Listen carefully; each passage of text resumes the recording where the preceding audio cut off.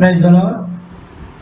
మన ప్రియ ప్రభును ఉదయకాలంలో ఆరాధించుట కొరకై దైవ గ్రంథమైన బైబిల్లో నుండి కొన్ని మాటలు మనము జ్ఞాపకం చేయబడుతూ వస్తుంటున్నాం. ప్రకటన గ్రంథం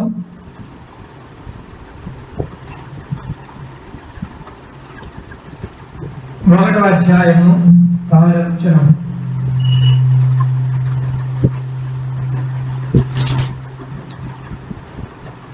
మనల్ని ప్రేమించుచు తన రక్తం వల్ల మన పాపము నుండి మనలను విడిపించిన వారికి మహిమయు ప్రభావమును యుగ యుగములు కలుగును గాక.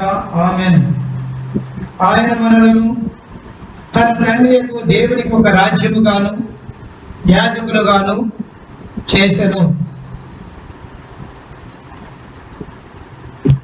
కీర్తనలు 136వ అధ్యాయము 23వ వచనం. మనము దేశంలో ఉన్నప్పుడు ఆయన మనలను జ్ఞాపకం చేసుకోవలను, ఆయన కృప నిరంతరమును. ప్రకటన గ్రంథంలో మనము దేవునికి రాజ్యము యాజకులుగా కనబడుతూ ఉంటే, కీర్తన గ్రంథంలో మనం ఒక దేశంలో ఉన్నట్టుగా జ్ఞాపకం చేయబడుతూ ఉంటున్నాం. ప్రతి మానవుని యొక్క పరిస్థితి అట్లాగే ఉంటది. మానవుడు ఎవరు కానీ పుట్టుతో బాహ్యంగా గొప్పవారిగా పుట్టొచ్చు, గోల్డ్ స్పూన్ అన్నట్టుగా పుట్టొచ్చు. కానీ ఆత్మీయంగా ప్రతి మానవుడు దేవదశలో ఉన్నవాడే. అనగా కీర్తన గ్రంథం 51వ అధ్యాయం ప్రకారము వచనము 5, నేను పాపములో పుట్టినవాడును, పాపములోనే నా తల్లి నన్ను గర్భమున ధరించెను. ఇది మానవుని యొక్క పరిస్థితి. అదే దీనదశ అంటే. దీనదశ అంటే బాహ్యంగా కనబడే శరీర సంపదలు భోగభాగ్యాలు కాదు, కానీ అది బాహ్యంగా కనబడే వారికి మరి ఎంతో గొప్ప దశ, ఉన్నత దశ. అయితే జన్మదించా చూస్తే నేను పాపములో పుట్టినవాడును అనేది దీనదశ. ఇక కొంచెం లోపలికి వెళ్ళాలంటే అది ఒక దరిద్రపు దశ అని చెప్పవచ్చు. మానవుడు పాపంలో పుట్టాడని చెప్పడానికి ఇది ఒక గొప్ప అనుభవం. ఎందుకు దీన్ని దీనత్వంతో దరిద్రతతో పోల్చినాడంటే, దేవుని యొక్క సాహిత్యం నుండి మానవుడు దూరం అయిపోయినాడు, పాపం చేసినాడు, దేవుని మహిమను పోగొట్టుకున్నాడు. అందుకని ఏ భేదం లేదు, అందరూ పాపం చేసి దేవుడు అనుగ్రహించు మహిమను పోగొట్టుకున్నారని దైవ గ్రంథమైన బైబిల్ చెబుతా ఉంది. దీనిలో చిన్నవారని పెద్దవారని ఏ భేదము లేదు, మహిమను పొందలేకపోతున్నారు అనేది దైవ గ్రంథమైన దేవుడు చెప్పే మాట. పాపము మానవుని దైవ మహిమ నుండి దూరం చేస్తా ఉంది. పాపము దేవుని యొక్క ఉన్నత స్థితి నుండి దూరం చేస్తా ఉంది. పాపము మానవుని భ్రష్టునిగా చేసి, శాపగ్రస్తునిగా చేసి, దేవుని యొక్క రాజ్యాన్ని పోగొట్టుకున్నవాడుగా, పోగొట్టుకునే స్థితిలోకి మార్చుతా వస్తా ఉంది. మహిమను పొందలేకపోతామంటే మహిమ రాజ్యాన్ని పోగొట్టుకున్నాడే ఈనాడు. అందుకనే అదొక దీనదశ అని, శాపగ్రస్తమైన దశ అని, మానపు దశ అని, మహిమను పోగొట్టుకున్న దశ అని జ్ఞాపకం చేయబడుతూ వస్తుంటున్నాం. ఇది ఎట్లా కనబడతా ఉంటుందంటే, బాహ్యంగా బైబిల్లో కొంతమందిని చూస్తే దైవ గ్రంథమైన బైబిల్లో 2వ సమూయేలు గ్రంథం 7వ అధ్యాయంలో ఎట్లా దేవుడు రాస్తూ వచ్చినాడు.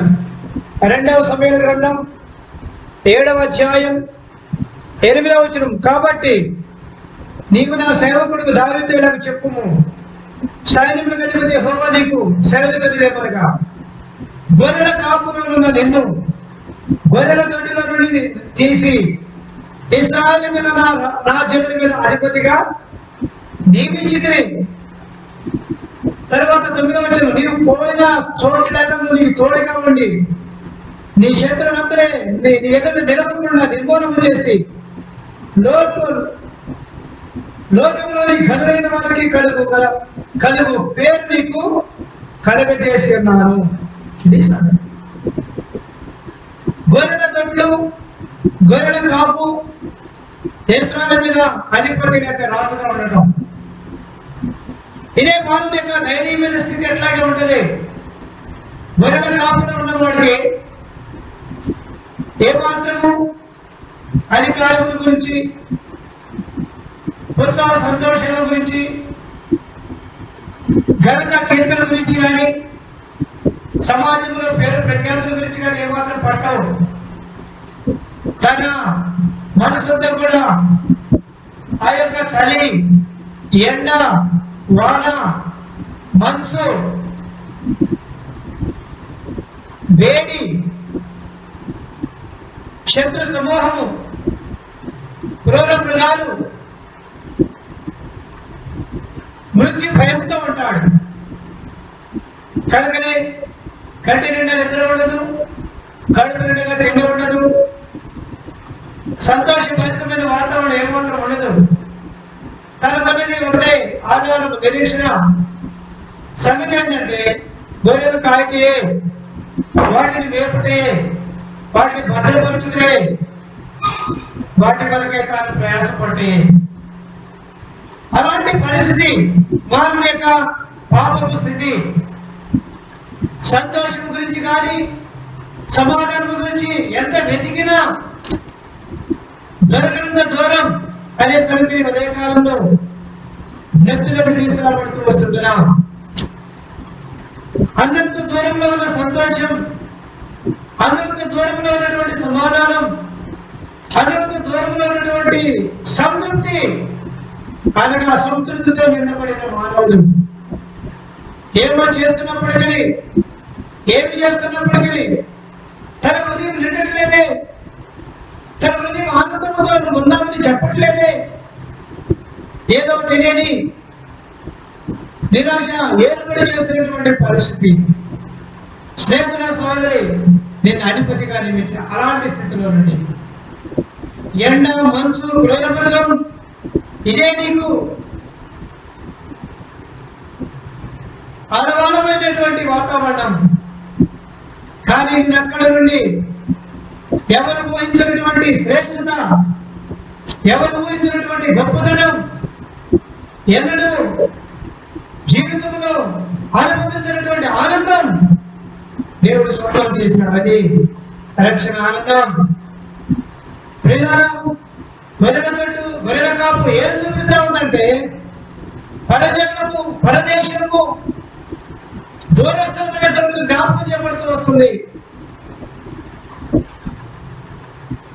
ఏమాత్రము ఉత్సాహ సంతోషం లేనటువంటి సమాజానికి దూరంగా ఉన్నటువంటి వాతావరణం చూపిస్తా ఉన్నాయి. అక్కడ నుండి దేవుడు నిర్ణయం తీసుకొచ్చి అదే జీవదశ. రెండవదిగా చూస్తే దేవుని గ్రంథమైన బైబిల్లో నుండి ఎస్తేరు గ్రంథం, ఎస్తేరు పుస్తకం 3వ అధ్యాయం 12వ వచనం.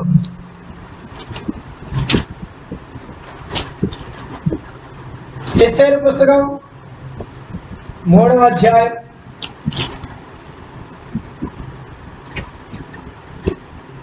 12వ వచనం.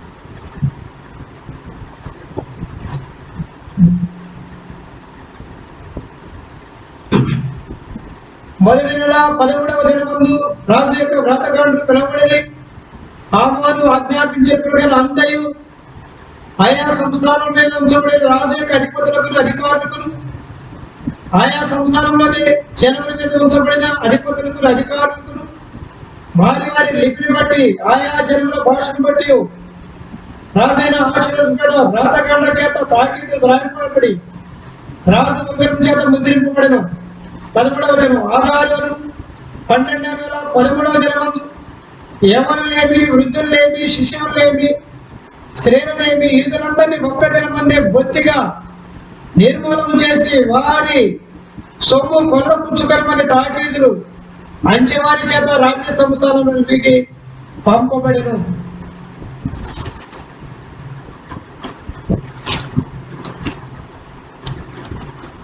తరువాత రాయబడిన మాట,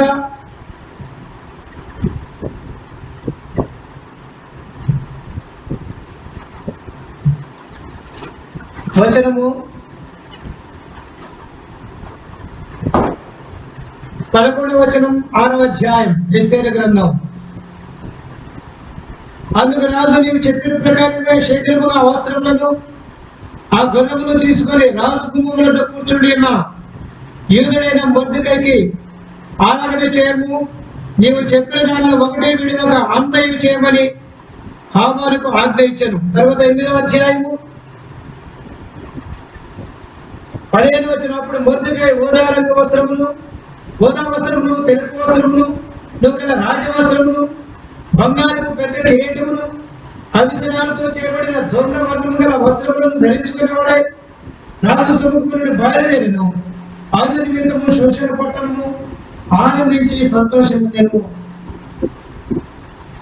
2వ అధ్యాయము 12వ వచనములో మానవ శాస్త్రముతో ఉన్నటువంటి స్థితి, 6వ అధ్యాయంలో రాజవస్త్రాలతో నింపబడవలసిన ఆజ్ఞ, 8వ అధ్యాయంలో రాజు వస్త్రాలతో రకరకాల వస్త్రాలతో అలంకరింపబడినటువంటి ఆధిక్యత కలిగిన స్థానం.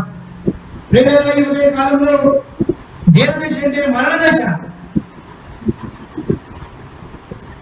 గొర్రెల జట్టు ఎలాంటిదో, గొర్రెల కాపు ఎలాంటిదో అంతకన్నా ఘోరమైనది, హీనమైనది మరణ శాసనం. స్త్రీలేమి పురుషులేమి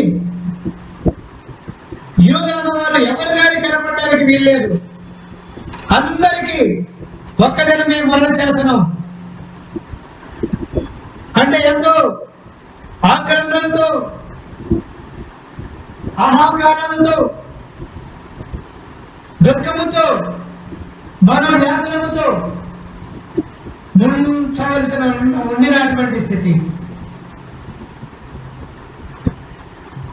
127 సంస్థానాల్లో ఎక్కడ యూదులుడినా, ఏ ప్రాంతంలో ఉండినా వారందరికీ ఒకే ఒక శాసనం, మరణ శాసనం. ఓ మాటలో చెప్పాలంటే ఒకే ఇంట్లో 10 మంది ఉంటే 10 మంది మృత్యులోకి వెళ్ళిపోవాలి. ఒక పట్టణంలో 10,000 మంది ఉంటే 10,000 మంది మృత్యులోకంలోకి వెళ్ళిపోవాలి. లేదా ఒక పట్టణంలో 10 లక్షల మంది ఉంటే 10 లక్షల మంది మృత్యులోకంలోకి వెళ్ళిపోవాలి. ఓ దేశంలో 1 కోటి మంది ఉంటే 1 కోటి మంది కూడా మృత్యులోకంలోకి వెళ్ళిపోవాలి. చూడు ఎలా ఉంటుంది. ఒక్క ఇంటిలో నుండి ఆనందము కానీ, సంతోషము కానీ, సంతృష్టి కానీ, ఘనత కానీ కనబడినటువంటి భయంకరమైన దయనీయమైనటువంటి అందుకని దాన్ని దీనదశ. అక్కడ నుండి మరణ ఘోష నుండి, మృత్యు ఘోష నుండి,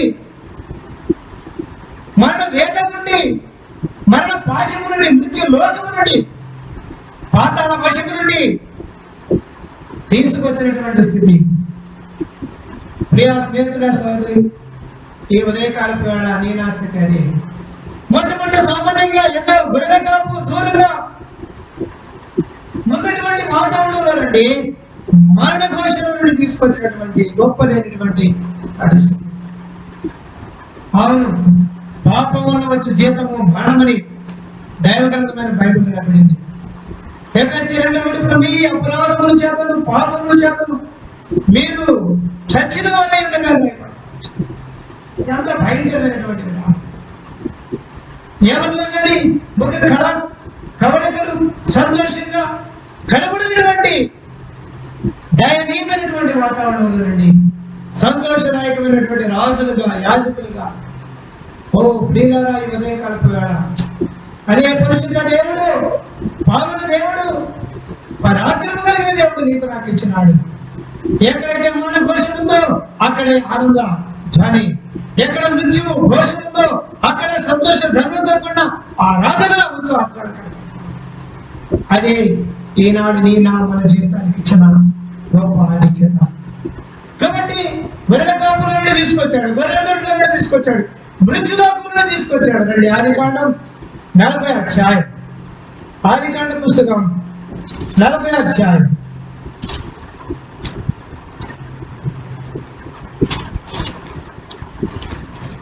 15వ వచనం.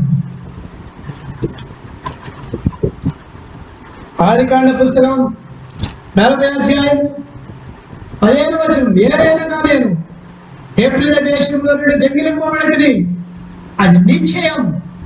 మరియు ఈ చెరసాల్లో నన్ను వేటకు ఎక్కడ సహా నేను ఏమీ చేయలేదని అతనితో చెప్పాను. నేను హెబ్రీయుల దేశం నుండి దొంగిలింపబడితిని. 37వ అధ్యాయము 27వ వచనం. ఈ ఇష్మాయిలుకు అమ్మివేయడం రండి, వాడు మన సహోదరుడు, మన రక్త సంబంధి కదా, మనకి హాని ఏమీ చేయలేదని తన సహోదరుతో చెప్పను. అందుకు అతన్ని సహోదరులు సమ్మతించిన. 20వ వచనం. విద్యార్థి వర్తకులు ఆ మీదుగా వెళ్ళుచుండగా వారు ఆ గుంటల నుండి యోసేపును పైకి తీసి ఆ ఇష్మాయిలుకు 20 తులముల వెండి అతన్ని అమ్మివేసిరి. 41వ అధ్యాయం వచనము 42. మరియు ఫరో తన చేతులున్న తన ఉంగరము తీసి యోసేపు చేతికి పెట్టి సన్నపు నార పట్ల అతనికి తొడిగించి అతని మెడకు బంగారు గొలుసు వేసి తన 2వ నెల మీద అతను ఎక్కించాను. అప్పుడు వందనము చేయడానికి అతని ముందర జనులు కేకలు వేసిరి. అట్లు ఐగుప్తు దేశమంతటి మీద అతన్ని నియమించను.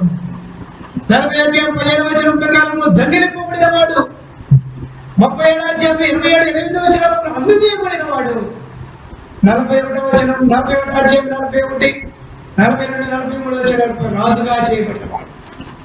స్నేహితుడు అయినాడు పాపము నిన్ను దాసిగా అమ్మివేసింది,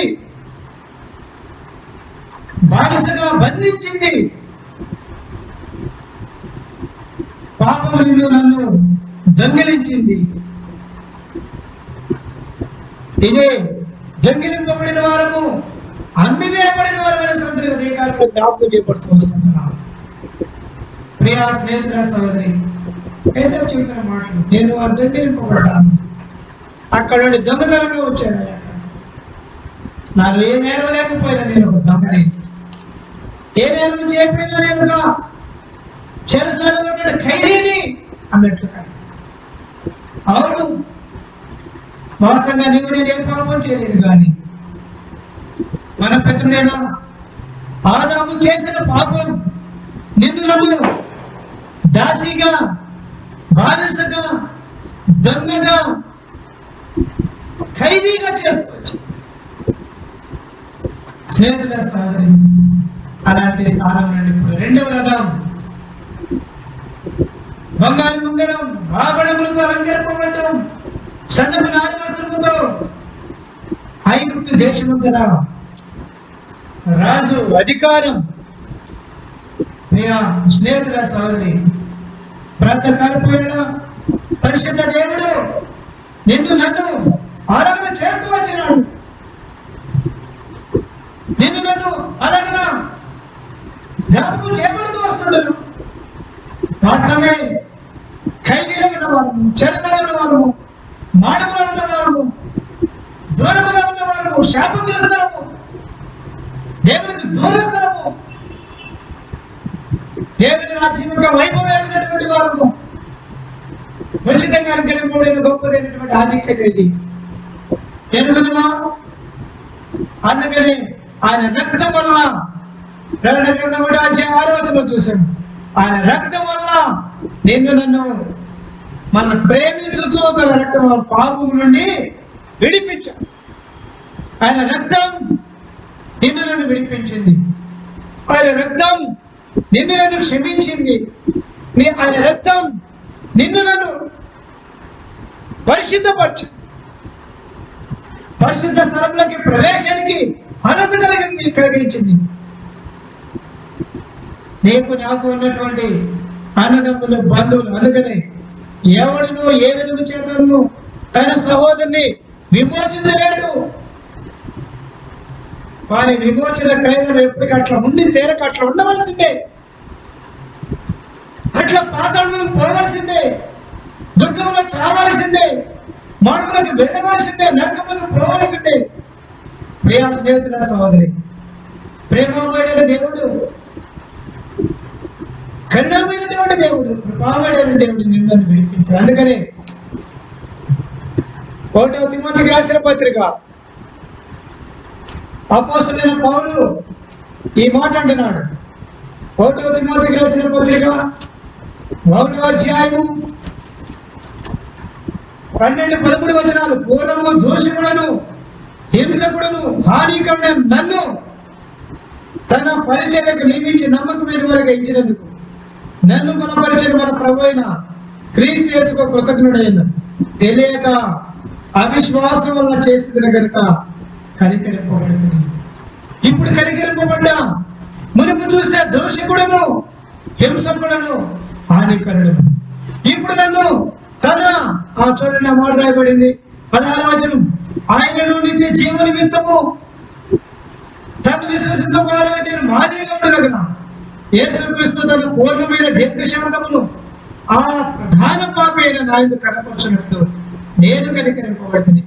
17వ వచనం. సకల యుగములలో రాజయుండి ఆక్షేయుడును, అదృశ్యుడును, అద్వితీయ దేవునికి ఘనతయమైనవి ఏకయుగములు కలుగును గాక. ఆమేన్. కనికరింపబడింది. ఎందుకంటే రాజుగా ఉండడానికి అక్షయుడు, అదృశ్యుడు, అద్వితీయుడు దేవుని దగ్గర మహిమ, ఘనత, ప్రభావాన్ని చెల్లించడానికి మాత్రమే కనికరింపబడ్డా. వాస్తవంగా చూస్తే నేను ఒక దౌర్భాగ్యుడును, ఆ ప్రధాన పాపిని.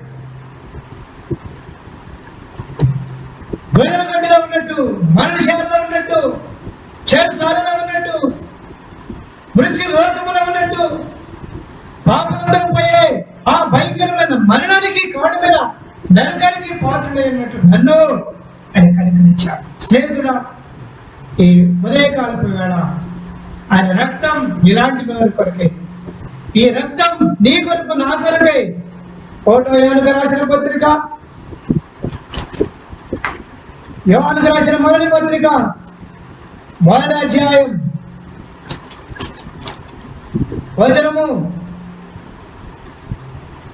9. మన పాపములను ఒప్పుకొనేలా ఆయన నమ్మదగిన వాడును, నీతిమంతుడే గనక ఆయన మన పాపములను క్షమించి సమస్త దుర్నీతిని మనల్ని పవిత్రులుగా చేయను. సమస్తమైన దుర్నీతిని మనల్ని క్షమించి పవిత్రులుగా చేయను. ఎంత భయంకరమైన పరిస్థితి చూడండి.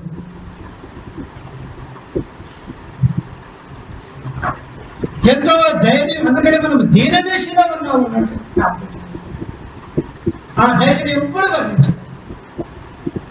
ఆ దశను చూసినప్పుడు ఎంతో వేదన మన చుట్టూరు అలుముకుంటాం. ఓ ప్రక్కనేమో అన్ని పరిస్థితులు దూరం, ఓ ప్రక్కనేమో మడుపు అంచుల గడిపిన స్థితి, ఓ ప్రక్కనేమో ఏ మాత్రము ఆదరణ లేనటువంటి పరిస్థితి, నిరాదరణ కలిగినటువంటి స్థితి, చెరలో ఉన్నటువంటి విడిపించే నాదుడు లేనటువంటి వాడు.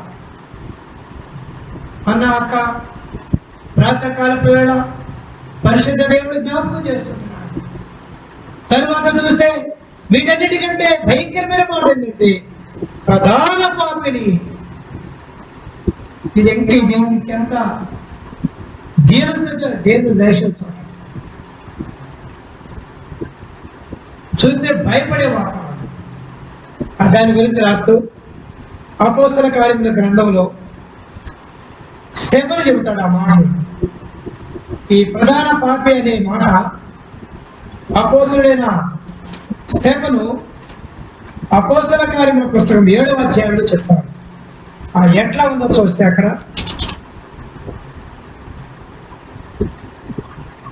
చూడండి దయచేసి 57. అప్పుడు వారు పెద్ద కేకలు వేసి చెవులు మూసుకొని ఏకముగా అతని మీద పడి పట్టణ వెలుపల అతని వెళ్ళగొట్టి రాళ్ళుని చంపి సాక్షులు సౌలను ఎవరిని అతని పాదముల యొద్ద తమ వస్త్రములు పెట్టింది. తరువాత ప్రభువును గురించి మరవేస్తూ యేసు ప్రభువు అనే ఆత్మను చేర్చుకుని ఎక్కడ వారు అతన్ని రాళ్ళతో కొట్టింది. 60వ వచనం లాస్ట్ మాట 60వ వచనం. ప్రభువు వారి మీద పాపం మోపకుమని గొప్ప శబ్దంతో పలికిన ఆ మాట పలికి నిద్రించాను. సౌలు అతని చావులకు సమ్మతించాను. ఇది ప్రధాన రాళ్ళు రూతుంటే చూస్తున్నాడు. అతని బట్టలని వస్త్రాలు తీసుకొచ్చి పాదము దగ్గర త్రొక్కుకుంటూ చూస్తున్నాడు. ఎలా చస్తాడో చూస్తున్నాడు. చస్తుంటే ఆనందంతో కేకలు వేస్తున్నాడు. సౌలు అతని చావునకు సమ్మతించాడు. అందుకనే దోషకుడును, హింసకుడును, హానికరుడును ప్రధాన పాపిని చెప్పబడతాడు. ప్రియానాక నీ నా జీవితం కూడా అటాడిది. పాపమును చూసి హర్షించిన వారం, లోకమును చూసి ఆనందించిన వారం, పాప సంబంధమైన పరిస్థితులు చూసి ఉత్తర ధ్వనులు చేసిన వారు,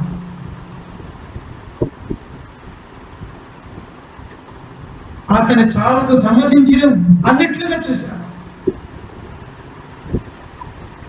అయితే ప్రభు నిన్ను నన్ను కనికరించినాడు, తీసుకొచ్చాడు. ఉచితమైన తన కృపను బట్టి జ్ఞాపకం చేసుకున్నాడు. సెలవులో నీ నా చీకటిని, నీ నా అపరాధమును, నీ నా మరణమును, నీ నా మరణ ఘోషను, నీ నా ఎడబాటును తీసివేడు కొరకై ఆయనే దేవుని కుమారుడు ఈ లోకానికి రక్షకుడుగా వచ్చాడు. ప్రేమమయుడిగా వచ్చినాడు. కొరడాలతో కొట్టబడినాడు, రాళ్లతో కొట్టబడినాడు, మేకులతో గుర్తబడినాడు. అంతేనా ముళ్ళ కిరీటము ఆయన తల మీద పెట్టబడిన వాడుగా చూస్తూ వస్తాడు. బయట పోటుతో పొడవబడిన వాడుగా చూస్తూ వస్తాడు. ప్రపంచమంతటి కొరకై ఒకే ఒక ఆక్రమణంతో కూడిన మాట సమాప్తమైందని చెప్పి తండ్రికి ఆత్మను అప్పగిస్తూ వచ్చాడు. దేవుని కుమారుడు ప్రమాణమే ఉదయకాలము 9 గంటల నుండి మధ్యాహ్నం 3 గంటల వరకు శిలువలో వేలాడుతూ. ఎందుకు? నీ కోసం, నా కోసమే. నీ నా పాప సంబంధమైన జీవితాన్ని విడుదల కలిగించడం కొరకై, విడిపించడం కొరకై, ఆ ప్రశస్తమైన దేవునికి రాజ్యముగా చేయడం కొరకు, యాజకులుగా చేయడం కొరకు. యాజకుడు ఏం చేస్తాడంటే ఆరాధన చేస్తాడు. రండి, నిర్గమాకాండ పుస్తకం 25వ అధ్యాయం నుండి నిర్గమాకాండములు మనకు అవే కనపడతా ఉంటాయి. దేవుని యొక్క మందసము, మందిరంలో ఉన్నటువంటి బలులు, ఆ యొక్క చేయవలసిన విధానం అంతా కూడా కనపడతా ఉంటాయి. చూడండి దయచేసి 29వ అధ్యాయంలో చూస్తాం. వారిని 3 వచనాలు చదువుతాం. వారు నాకు యాజకులను వాటిని ప్రతిష్ఠించుటకు నీ వారికి చేయవలసింది ఏమనగా ఒక కోడె తోడను, కళంకము లేని 2 పొట్టేళ్లను, పొంగని రొట్టెను, పొంగని నూనెతో కలిపిన భక్ష్యములను, పొంగని నూనె పోసిన పరుసను అప్పడమని తీసుకున్నాము. గోధుమ పిండితో వాటిని చేసి ఒక గంపల వాటిని పెట్టి ఆ గంపను, ఆ కోడను, ఆ 2 పొట్టెలు తీసుకొని రావాలను. మరియు నీవు ఆరోను అతని కుమారులను ప్రత్యక్ష గుణాల ద్వారం దగ్గరకు తీసుకుని వచ్చి నీళ్లతో వారికి స్నానం చేసి ఆ వస్త్రములను తీసివేసి చొక్కాని ఏఫోదు నిలుటంగిని ఏఫోదును 11 ఆహారములు ధరింపజేసి ఇదంతా కూడా యాజకుడు చేయవలసిన ప్రతిష్ఠించాలి. ఆ కోడెను దాని రక్తాన్ని అంతా కూడా బలిపెట్టు 12వ వచనం, ఆ కోడె రక్తంలో కొంచెం తీసుకొని నీ వేలితో బలిపెట్టు కుమ్మని చదివి ఆ రక్త శేషమంతా బలిపెట్టము అడుగున పోయేవలను. అర్పణ అంటే కోడెను, ఆ పొట్టేళ్లను, ఆ పొట్టేళ్ల రక్తమును, కళంకము లేనటువంటి కోడెను, కళంకము లేనటువంటి యవనస్తులను, కళంకము లేనటువంటి సృష్టించడమే యాజకుల యొక్క పని. నిష్కలంకమైనటువంటి వాతావరణాన్ని క్రియేట్ చేయాలి. పాపముతో వచ్చిన వ్యక్తి పరిశుద్ధ పంచబడిన వాడిగా వెళ్ళాలి. దుఃఖముతో వచ్చిన వ్యక్తి సంతోషముతో వెళ్ళాలి. ఆ వేదనతో వచ్చిన వ్యక్తి ఆనందముతో వెళ్ళాలి. అదే యాజకుడు చేయవలసిన కాలం. అదే ఈనాడు ఉదయకాలపు వేళ పరిశుద్ధుడైనటువంటి యాజకుడు మెల్కీసెదెకులో నిర్ణయింపబడినటువంటి ఆ క్రమం చొప్పున యాజకుడైనటువంటి ప్రభువు యేసుక్రీస్తు వారు నీకు నాకు ఈ ఆనందాన్ని ఇస్తూ వచ్చాడు. ఆయన రక్తమును బట్టి ఎక్కడైతే పొట్టేళ్ల రక్తము, కోడెల రక్తాన్ని బలిపీఠం మీదకు పోసి అవశేషం అంతా చేస్తే సరిపోతుంది. కానీ ఈ యాజకుడైతే నీ కొరకై నా కొరకై ఒక్కసారే ఆ పెంపబడినటువంటి పశువుగా చేయబడుతూ వచ్చినాడు. ఆయనే యాజకుడు, ఆయనే పశువు, ఆయనే రక్తాన్ని కార్చాడు, ఆయనే పరిశుద్ధపరిచాడు, ఆయనే నీకు నాకు కొత్త జీవితాన్ని అనుగ్రహిస్తూ వచ్చాడు. ఏమి చెల్లించాలని తెచ్చుకుంటూ చెప్తాను. రాత్రికాలపు ఈ విలువను, ఈ శ్రేష్టతను ఆ గొప్ప రక్షకుడు మనకి ఇచ్చినాడు. అమ్మాయి అన్న నువ్వెక్కడున్నా, ఏ స్థలంలో ఉన్నా ఈ ఉదయకాలపు వేళ ప్రేమమైనటువంటి యేసుక్రీస్తు యొక్క శిలువ బలియాగం చూడు. నిన్ను కడుగుట కొరకై, నిన్ను తెచ్చుట కొరకై, నిన్ను రప్పించుట కొరకై, నిన్ను ఆయన సాన్నిధ్యానికి తీసుకొచ్చి ఆనంద పరవశంలో నిన్ను ఉంచుట కొరకై కీర్తనలతో, స్తుతి గానములతో, తంతి వాయిద్యములతో, తమ్ముల సితారాలతో, రకరకాల వాయిద్యములతో ఆయన కీర్తించడానికి, ఆరాధించడానికి ఆయన చేసినటువంటి, అందుకనే ఆయన రక్తం వల్ల మీరు విమోచింపబడ్డారు. అంధకార సంబంధమైన అధికారముల నుండి విమోచించాడు, చెరసాలలో నుండి విమోచించాడు, దూర స్థలంలో నుండి విమోచించాడు, మనుషాలలో నుండి విమోచించాడు, మృత్యులోకం నుండి ఏం చెల్లించడం తెచ్చాడు. అంతేనా? ఆయన రాజ్యంలోకి రాజ్యముగా చేసినాడు. అక్కడ ఆరాధించినాడు, ఇక్కడ మాత్రమే కాదు. ఎక్కడైతే 1 గంట 2 గంటలు ఆరాధన చేసి అయిపోయింది వెళ్ళిపోతాం. అక్కడ యుగాలు ఆరాధించడానికి, శాశ్వత కాలం ఆరాధించడానికి, తరాలు గతించిపోయినా, యుగాలు గతించిపోయినా, ఊరకంతా మారిపోయిన మారిని ఆరాధన చేయడానికి ఎంత మధురమైన దేవుడు, ఎంత ప్రశస్తమైన దేవుడు, ఎంత విలువ నీకు నాకు ఇచ్చాడు. మానవ దీన దశలో ఉన్నప్పుడు ఆయన జ్ఞాపకం చేసుకున్నాడు, దుర్దశలో ఉన్నప్పుడు జ్ఞాపకం చేసుకున్నాడు, దరిద్ర దశలో ఉన్నప్పుడు జ్ఞాపకం చేసుకున్నాడు, దుఃఖ దశలో ఉన్నప్పుడు జ్ఞాపకం చేసుకున్నాడు. ఆరాధిద్దామా? ప్రభువా నీ ప్రేమకు, ప్రభువా నీ కృపకు, ప్రభువా నీ సమకూర్పుకు, ప్రభువా నీ యొక్క ఈ ఏర్పాటుకు నేనేమి చెల్లించడం తెచ్చుకోగలను. ఇదిగో నా ఆరాధన, నా హృదయపూర్వకమైన ఆరాధన చెప్పు. ఆయన దావీదుని స్వీకరించినట్లుగా, యేసేపును స్వీకరించినట్లుగా, బొద్దుగాని స్వీకరించినట్లుగా, పౌరులను స్వీకరించినట్లుగా నిన్ను కూడా స్వీకరించాడని నమ్మి ఆరాధించు. ప్రభు మన ఆరాధన అంగీకరిస్తాడు. దానిలో శ్రేష్టమైన జీవం మనకిచ్చి నిత్యమైన సమాధానంతో మనల్ని నింపుతాడు. రండి వాక్య పిల్లలు ప్రభుని స్తుతించి ఆరాధిద్దాం.